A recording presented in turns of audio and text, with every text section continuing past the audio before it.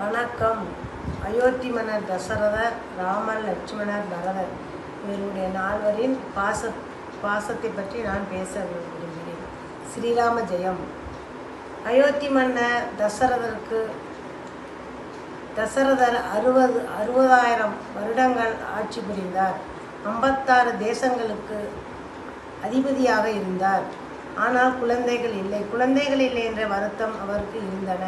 அதனால் தான தர்மம், யாகங்கள் வளர்த்து 4 குழந்தைகள் பிறந்தன. 4 குழந்தைகளிலும் ராமர் மீது அதிக பாசம் வைத்திருப்பார்.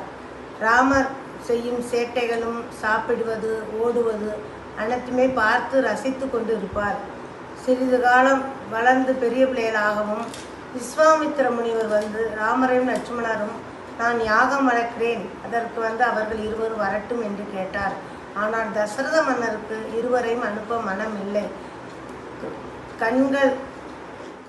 விஸ்வாமித்திர முனிவர் கூப்பிடவும் தசரதர் மன்னர் ராமரையும் லட்சுமணரையும் கலங்கி கொண்டே அனுப்பி வைத்தார். இதிலிருந்து தசரதர் தன் பிள்ளைகள் மீது வைத்திருக்கும் பாச பிணைப்பை தெரிகிறது.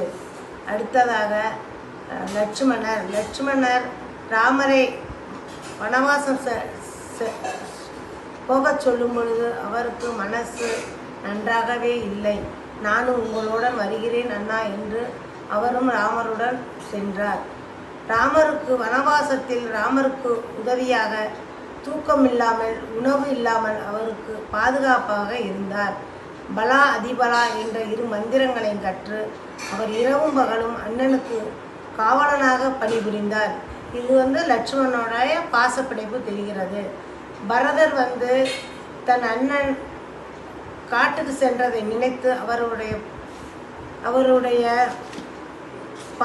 பாதணிகளை தன் அயோத்தியின் எல்லையில் வைத்து பாதணிகளை தன் சிம்மாசனத்தில் வைத்து பணிபுரிந்து அதற்கு நல்ல பணிவிடை செய்து அதவே வணங்கி வந்தார். இதிலிருந்து 4 பாசத்தின் பிணைப்பு தெரிகிறது. நன்றி, வணக்கம்.